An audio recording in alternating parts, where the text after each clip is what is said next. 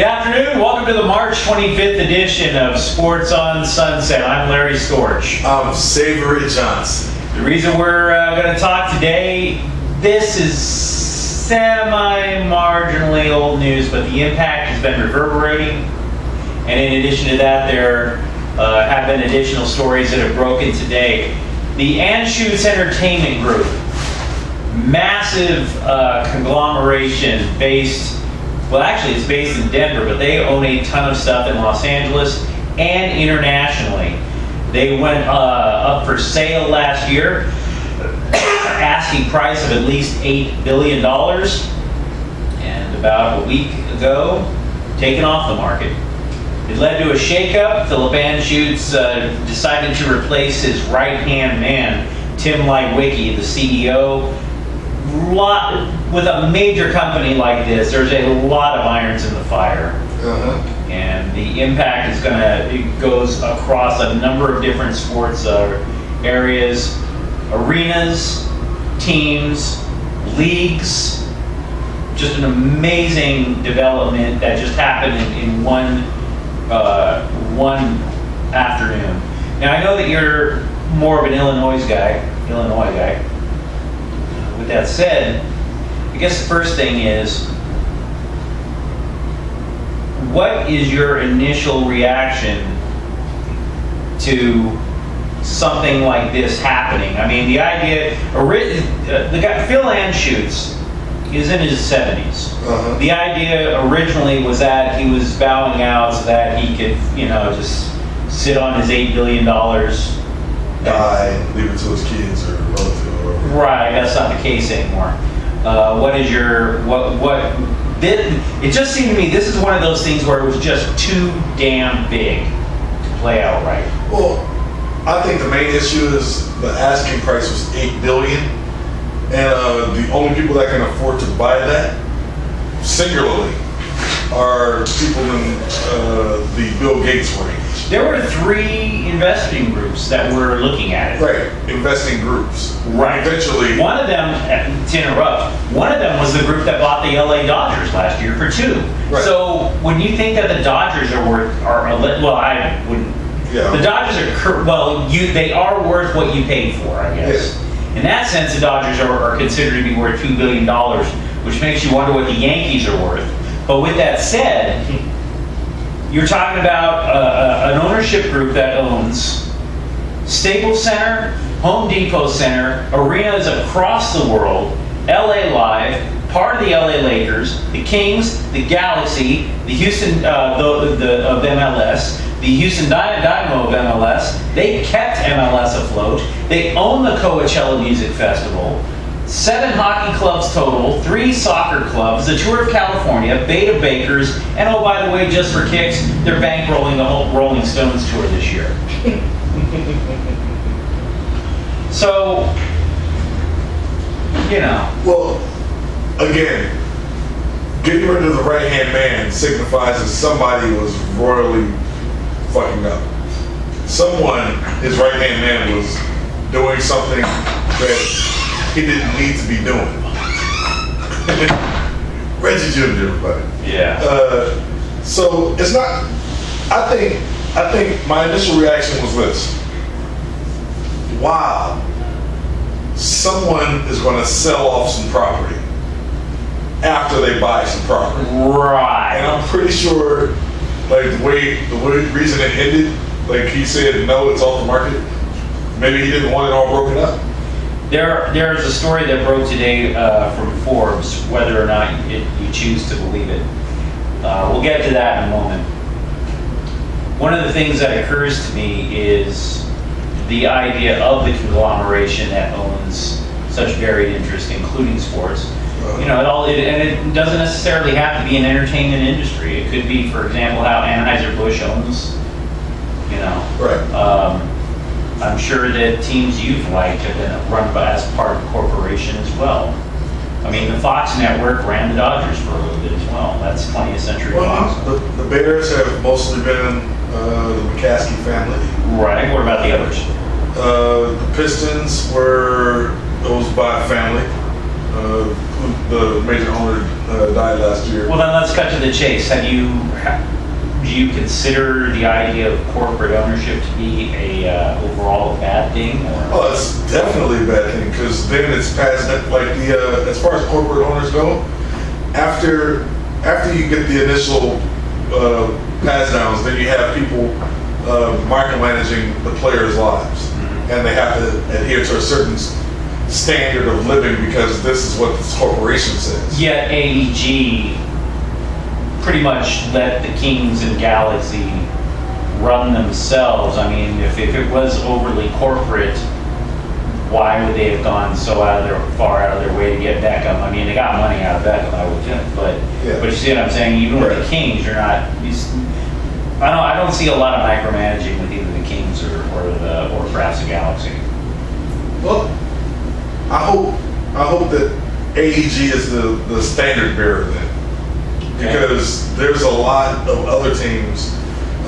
For example, I'm trying to remember, is it the Tampa Bay Buccaneers? I think the Tampa Bay Buccaneers are. Go with the easy one. Go with the Ridley. Go with the Cubs. Yeah. Cubs are owned by. Were owned by Tribune. They were peeled off when Tribune went bankrupt. Right, but for a while it was just corporate. That's all. Like you go there and everybody knew these players have to basically be squeaky clean. They're selling you a product. It's not from the heart of baseball. The White Sox were from the heart of baseball. Mm-hmm. The Cubs, corporate. And that's why people latched on to Chicago, the White Sox, when they went to the World Series. It wasn't simply a matter of firm, right? No. Because I'm here to tell you, the way that the national succession of Chicago sports has always been Cubs over White Sox, not vice versa. Right. Okay, I don't see the... You guys are taping something, I'm so sorry. Oh, that's okay. Ladies and gentlemen, eye candy. Now, in flannel. Now, I was curious, how many people do you know go to the Coachella Festival? Oh, that's huge. It's a massive... Six-figure people. Were they too high to know that AEG ran the thing and what was there? Because if you think about it, somebody buys it... I can tell you right now, nobody knew. Yeah. They can stick the signs and say AEG, like, hey, are they selling water? They don't know. Listen, I can call Kozacek right now, ask him how many times. Kozacek's been there a lot. He doesn't know that AEG runs it. Yeah, okay. The reason I bring that up is because when you're talking about selling, your theory was, and I agree, somebody buys in, they pay the $8 billion, they keep what they want, and they peel everything else off. Yeah.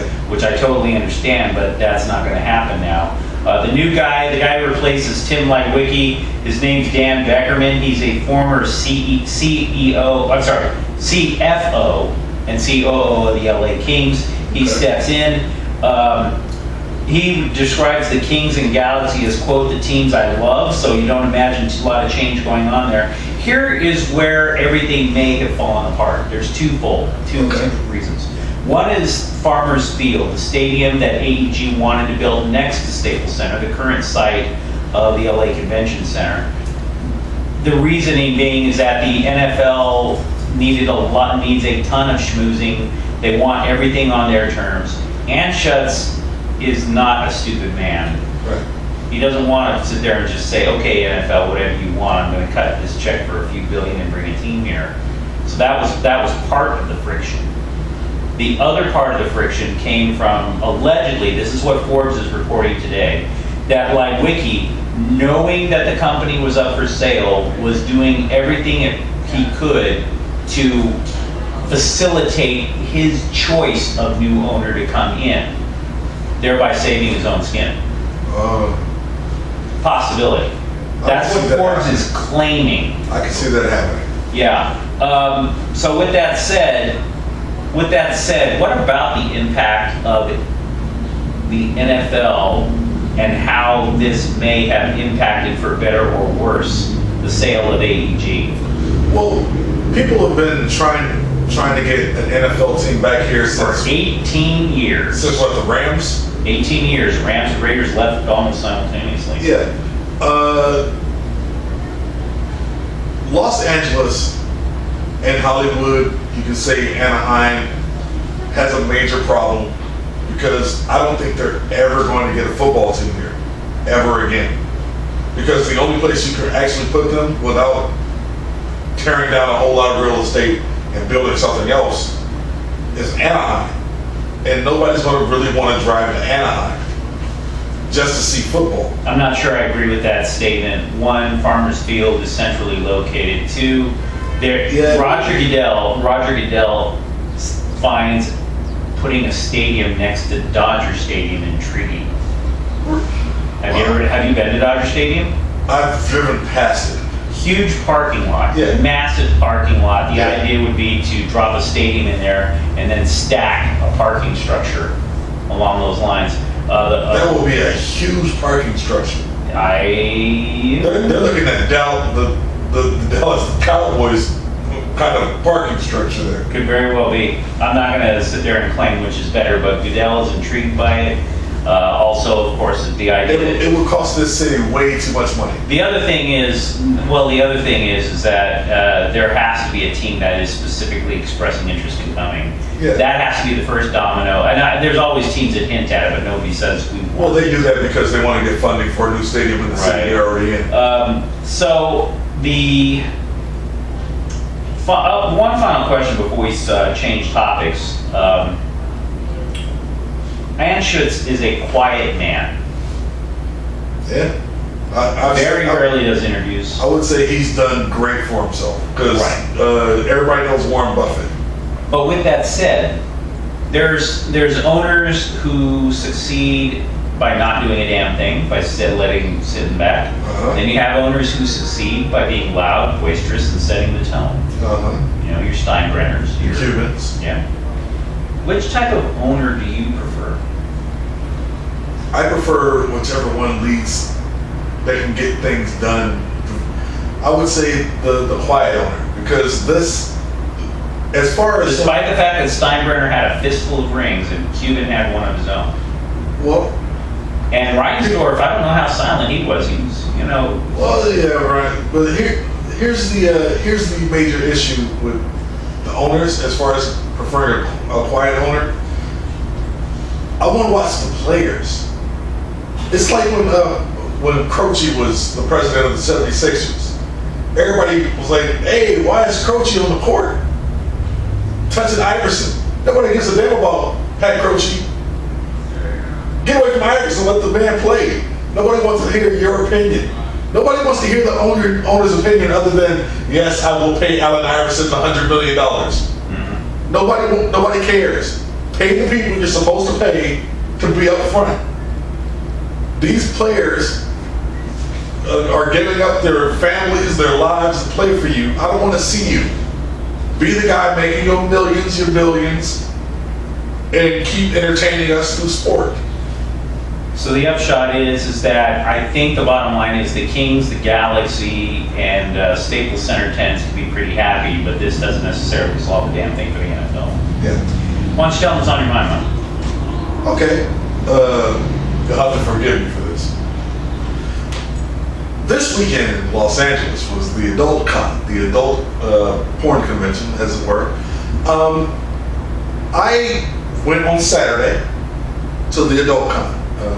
I got off the bus on Hill Street, started walking towards the Staples Center, which is the adult con convention. The adult convention was at the LA Convention Center.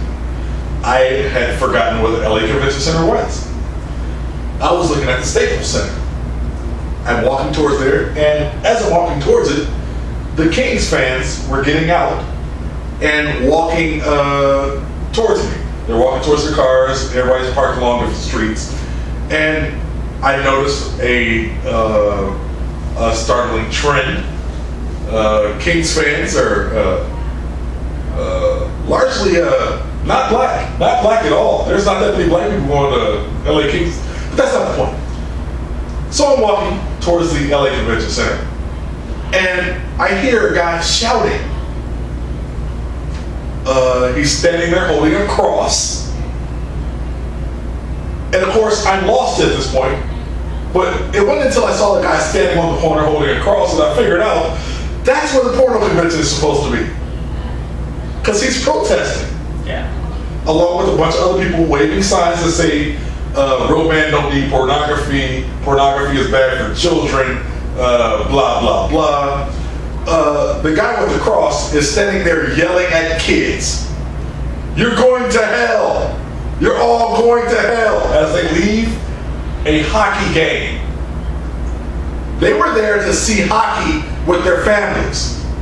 They didn't know a porno convention. There was no signs to tell you a fucking porno convention was going on in the other building. Stop going to fucking sporting events, protesting shit that's happening in another building. These kids don't know. Look, they might look at porn sometime down the line. These children that love hockey, that just wanted to spend a day with mom and dad. You didn't have to spoil the evening for them. Let perverts like me saunter on past you laughing like we did. Going to the convention center where Tony Robbins was also at. Yeah, Tony Robbins was giving a speech next door to the porno convention. Yeah, but they're protesting. Maybe they were protesting Tony Robbins. Yeah, I thought about that, but no. Maybe Tony Robbins is starting a new porn. I don't know. My point is this. If you're going to protest, stand closer to where you're supposed to be protesting in the free speech zone and stop yelling at children. We don't need people protesting where children are trying to spend time with their families, where parents are trying to spend time with their kids. This is sports, not porn. Friends, on Nike's Facebook page today is a brand new advertisement to celebrate Tiger Woods' return to being the number one golfer, number one ranked golfer in the world. And, I can respect the fact that Tiger had fallen off the map for quite a few years and made a very slow, painful climb back up, multiple surgeries, reinventing his swing over and over until he found the swing that worked for him with his repaired shoulder. The photo of Tiger on this ad has the caption, "Winning takes care of everything." A not so subtle reference to the lifestyle he led before. And it got me thinking, wow, why did Nike choose that particular athlete for winning takes care of everything? Why not Marion Jones? Winning takes care of everything, right? Yeah, those gold medals, that sure took care of 6 months in the federal pen, right? Yeah, Nike. Hey, she wrote the bitch for a young NBA team. Yeah, Nike. Winning changes everything, right? I mean, why not Lance Armstrong? Winning, changes everything. He beat cancer, right? Yeah, beat cancer. Winning changed that. I mean, on top of that, never mind the fact that he could lose everything he has. Yeah. Winning, it changes everything. Michael Vick, winning changes everything. Yeah, Michael Vick, winning. He wins. Yeah. It changed everything. Yeah. Well, nobody remembers that shit. No, nobody. But no. His winning dog lost. Yeah. Oscar Pistorius, Nike sponsored athlete. Winning changes everything. That model's still alive. Maybe he'll win that case. That model will come crawling out of the grave. She'll put on a two-piece. Because winning changes everything. It just takes care of everything, doesn't it? Yeah, it just wipes it all away. Yeah. It's Kobe Bryant. Yeah, that's right. Nike athlete. Winning. Hey, doesn't it take care of everything, Denver? Yeah. Doesn't it take care of it all? Yeah. Three kinds of segment in you. Yeah. So, Tiger Woods, Michael Vick, Marion Jones, Lance Armstrong, Kobe Bryant, and Oscar Pistorius. Because winning changes everything.